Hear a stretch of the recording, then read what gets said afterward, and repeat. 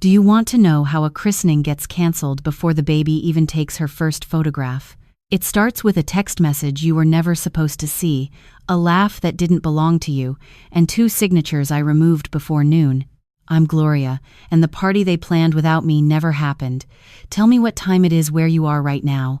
Early morning with your coffee, or late at night when the house finally lets you breathe. Either way, sit with me. Because what I'm about to tell you did not come from anyone's imagination.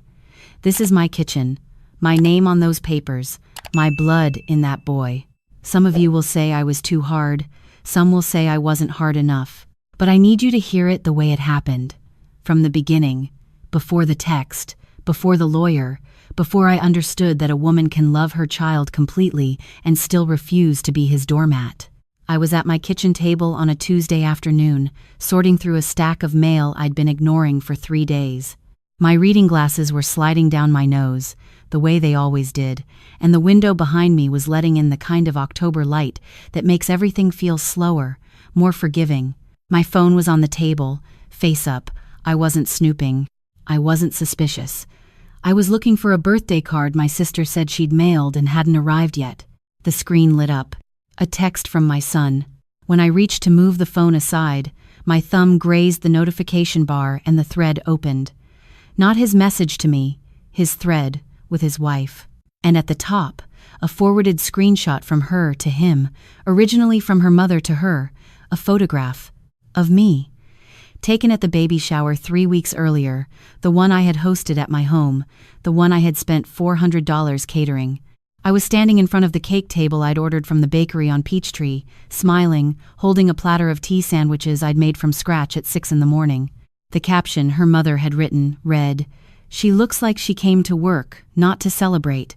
Bless her heart, she tries so hard." Beneath it, my daughter-in-law had replied with 3 laughing emojis and then, "Right? Marcus keeps saying she means well, but she's just so much sometimes. Can we please make sure she's not in the front for the christening photos? I don't want that energy in the album." My son had replied with 1 word. Agreed. I set the phone face down on the table. I didn't cry. I didn't say a word out loud.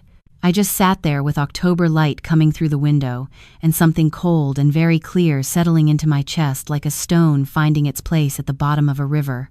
She tries so hard. That energy, front of the photo. Let me back up, so you understand what those words hit when they landed. I raised my son alone from the time he was 9 years old. His father left the way some men do, not loudly, not dramatically, just gradually and then completely. I was working as a pediatric nurse at Grady Hospital, picking up weekend shifts at a clinic in Decatur, eating rice and beans for 3 days in a row when the water heater broke and I had to choose. I chose the heat. We ate rice. My son never knew the difference because I made that rice taste like celebration. When he got into Georgia Tech on a partial scholarship, I took out a second mortgage on the house my own mother had left me. I didn't tell him how close I came to losing it. I just wrote the check and watched him drive away with a laundry basket in the back seat and his whole life in front of him. I stood at the end of the driveway until his car turned the corner, and then I went inside and sat in the quiet and let myself feel the weight of every night I had held everything together with nothing but will. He met his wife during his 2nd year at his engineering firm. She was polished in the way of someone who had always been told she was important. I don't say that with cruelty, it's just the truth. The first dinner we shared, she spent 40 minutes talking about her mother's connections, her sorority chapter, the neighborhood they were looking at for a house. She asked me exactly 1 question about myself. When I answered, she nodded and turned back to my son. I told myself she was nervous. People perform when they're nervous. I gave her the benefit of every doubt I had. When they found the house in Brookhaven, the down payment was $62,000. My son came to me quietly, not ashamed but careful in the way of a man who had watched his mother sacrifice and didn't want to ask too much. I didn't let him finish the sentence. I pulled out my checkbook. There was 1 condition I asked for, 1 clause written into the agreement that my lawyer drew up. If the marriage dissolved, my contribution was to be returned to me before any equity was divided. His wife's mother had called it unromantic over brunch the following Sunday. My son had laughed it off. I had smiled and passed the biscuits and said nothing. That clause was still in the drawer of my oak desk. After I set the phone down on the table that Tuesday, I sat still for about 10 minutes. Then I walked to the desk, opened the drawer, and read through the agreement again, slow and careful the way you read something when you already know what you're looking for and you just need to be sure it's there. It was there. I closed the drawer. I went to the stove, turned on the burner under the cast iron, and started making dinner. Not because I was hungry, because my hands needed something honest to do while my mind got very, very quiet. My friend Vera came by that evening. She had a key because that was the kind of friendship we had. 32 years of it, built inside hospital break rooms and church pews, and the kind of late nights that bond women permanently. She walked in, smelled the collards I'd made, and immediately started talking about her grandchildren. I let her talk for a while. Then I said, quietly, that I needed to tell her something. I showed her the text thread. She read it without speaking.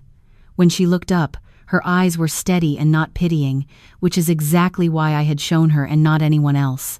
She handed the phone back to me. "What are you going to do?" she asked. "What I know how to do," I said, carefully.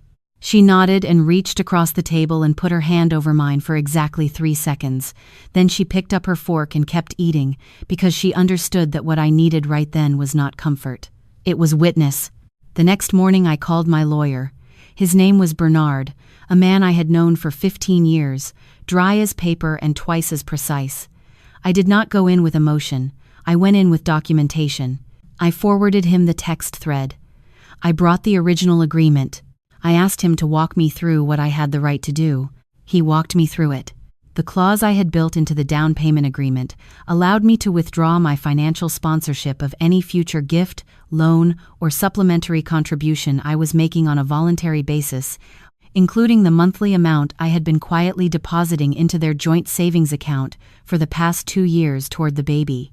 I had set it up after she was born, $500 a month, because that was the kind of grandmother I intended to be, present, invested, reliable. Bernard also pointed out that the new will I had been meaning to update, which still listed my son as sole primary beneficiary for both my investment accounts and the house, had not been updated in 3 years. He suggested I might want to consider whether my current intentions still matched what was on paper. They did not. I spent 2 hours in his office. When I left, the documents were in motion. Not signed yet, not final, but drafted, clear, and waiting for my decision. I want to tell you something about what that kind of quiet decision feels like, because it doesn't feel the way you might expect.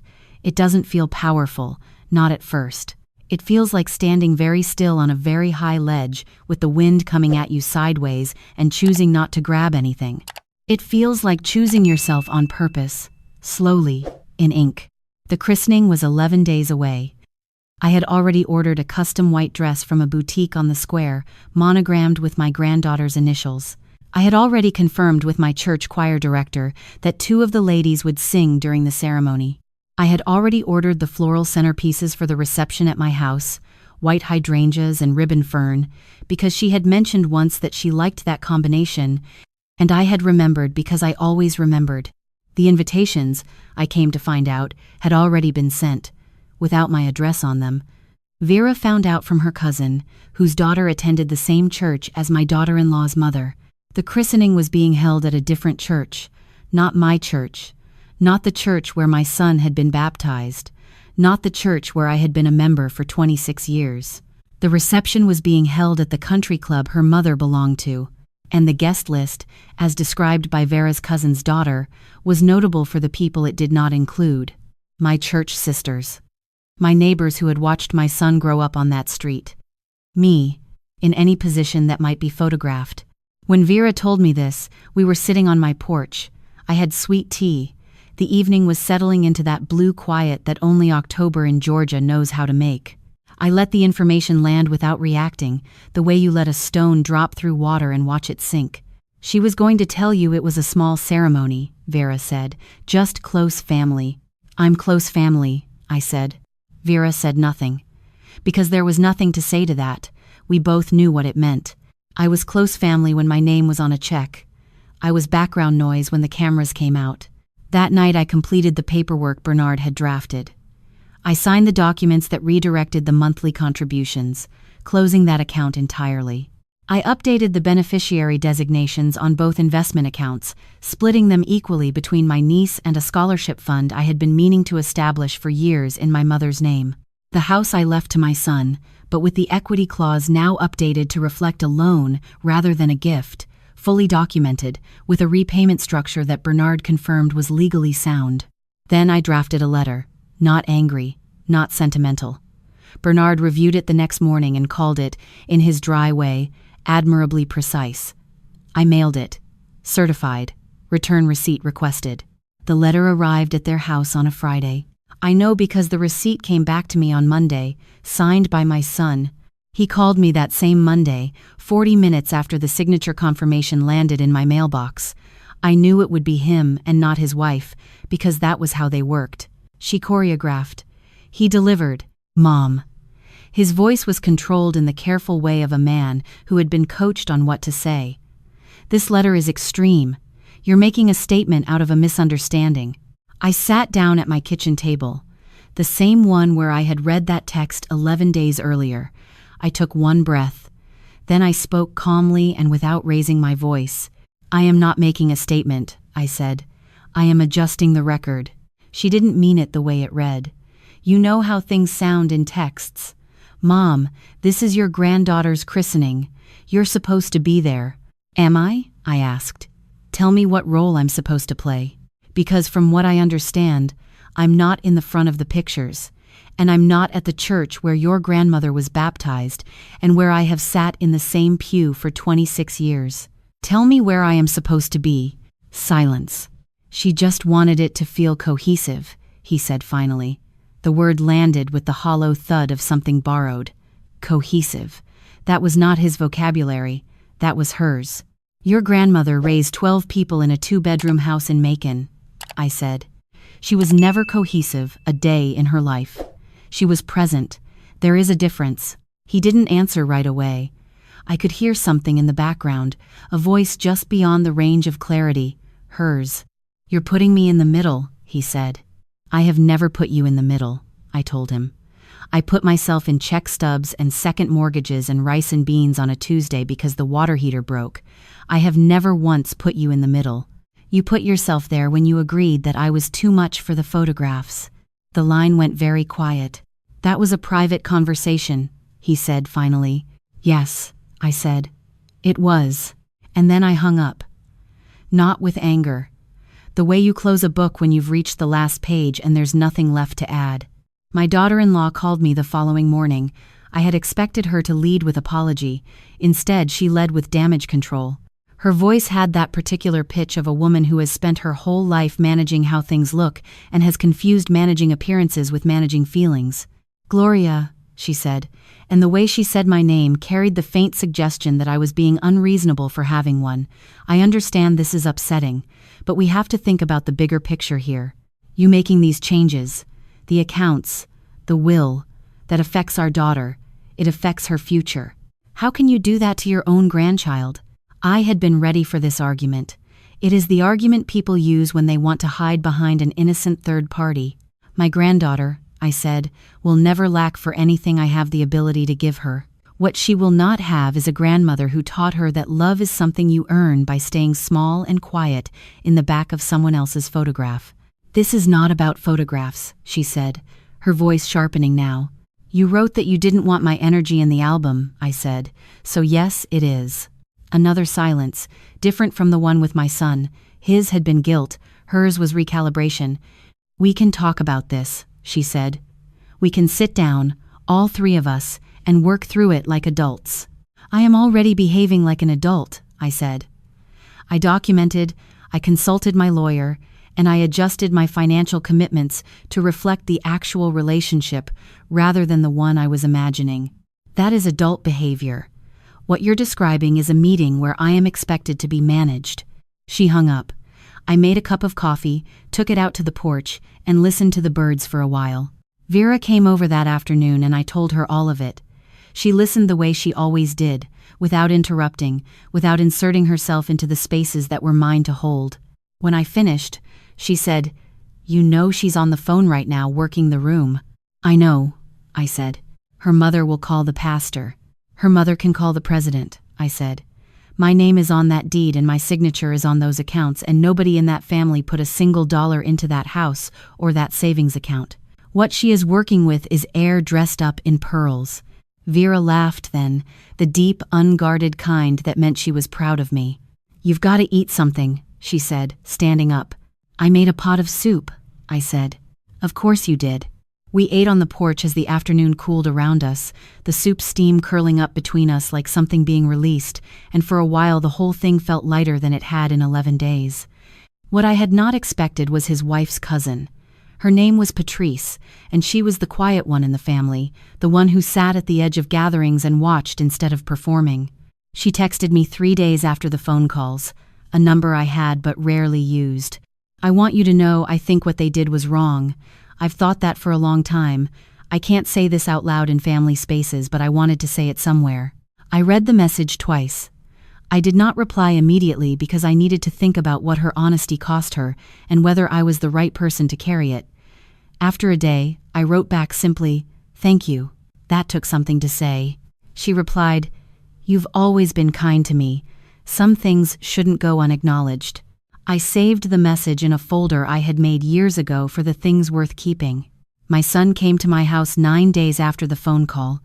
Without his wife, he sat at my kitchen table, the same table that had witnessed all of this, and he looked older than I expected, tired in the way of a man caught between two truths with nowhere soft to stand.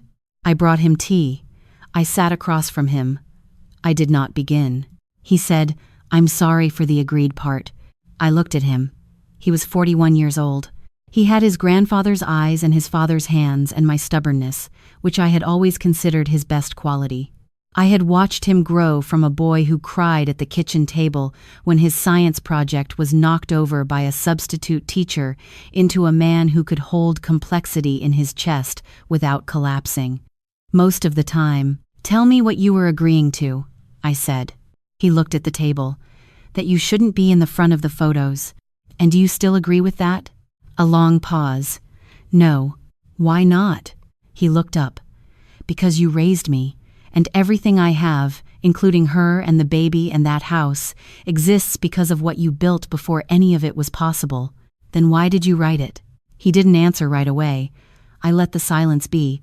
"Because she looked at me and I wanted her to feel like I was on her side," he said finally. And I didn't stop to think about whose side I was actually stepping off of. That was the most honest thing he had said to me in 2 years. I reached across the table and put my hand on his. Not to comfort him or to release him, just to let him know I was still there. That I had not gone anywhere.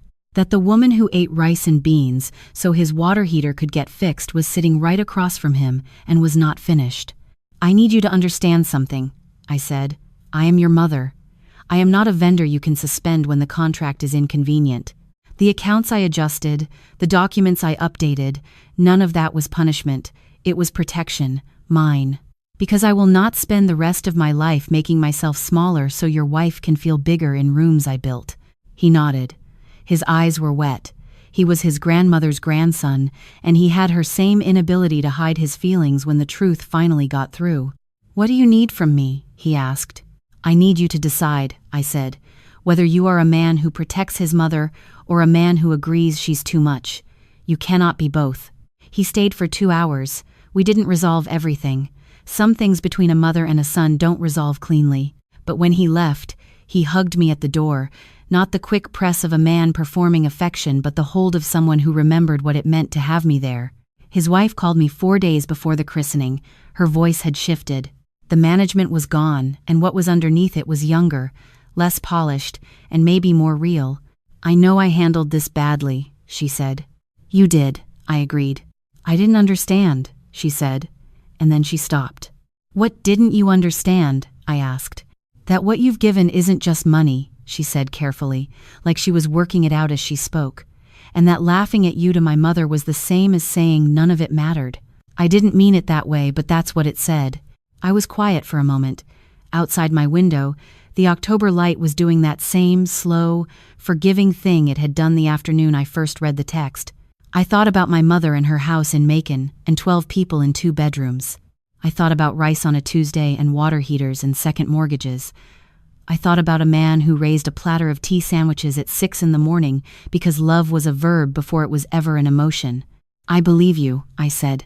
And I need you to understand that believing you doesn't mean returning to the way things were, because the way things were required me to pretend I didn't see what I saw. I know, she said. I'm not asking for that. Then what are you asking for? A pause. A chance to do it differently. I told her I would think about it. That was honest, and she accepted it as honest, which told me something I hadn't known before, that she was capable of accepting honesty without dressing it up. The christening happened. I was there. Not in the corner, not managed into a position of minimum visibility. I was in the third pew with Vera beside me and my church sisters filling the row behind me. My granddaughter wore white. She looked like a small, serious angel. When the pastor placed his hand over her head and spoke her name, I felt something move through me that had nothing to do with conflict or contracts or text messages. Something older and softer and stubborn as daylight. My son looked at me across the room. I nodded once. In the weeks that followed, I did not restore everything overnight. The monthly contributions I had redirected stayed redirected, now going to the scholarship fund in my mother's name, which I formalized in November with Bernard's help. The will I had updated remained updated, not as punishment but as accuracy, a document that reflected who I was now and what I had actually chosen, not what I had assumed love required of me. What did change was smaller and more important than documents. His wife started calling me on Tuesdays, not to manage anything, just to talk. To tell me about my granddaughter's expressions, the way she furrowed her brow when she heard a sound she didn't recognize. It was the kind of calling that doesn't ask for anything except presence, and I found I could give that freely once I wasn't being asked to give it from my knees. My son started showing up on Sunday afternoons the way he used to before he had a wife and a house and a life that had gradually, without either of us noticing, stopped including my porch. We sat outside in the cooling air, and sometimes talked and sometimes didn't, and it felt like something being rebuilt from honest materials rather than restored from memory. Vera came by one evening and found me on the porch with my tea, the leather notebook I use for important decisions closed on the arm of the chair beside me. "How does it feel?" she asked, settling in across from me. I thought about it. About the text I had read at this table, and the rice on Tuesdays, and the second mortgage, and my mother's house in Macon, and a small, serious girl in a white christening dress looking up at the world like she was taking very careful notes. "Like the storm came through," I said, "and what's left is what was always real." Vera nodded and picked up her tea and said nothing more, because she was the kind of friend who knew when the last word had already been said. I am 63 years old. I have buried a mother and survived a husband who left and worked the night shift on Christmas and signed papers at a second mortgage window with steady hands and a clear head. I have held this family together in the places it wanted to come apart, not because anyone asked me to, but because that was who I was. I am still who I was. I just stopped apologizing for how much space that takes up. They said I was too much for the front of the picture. I am still standing, and now the whole frame knows my name.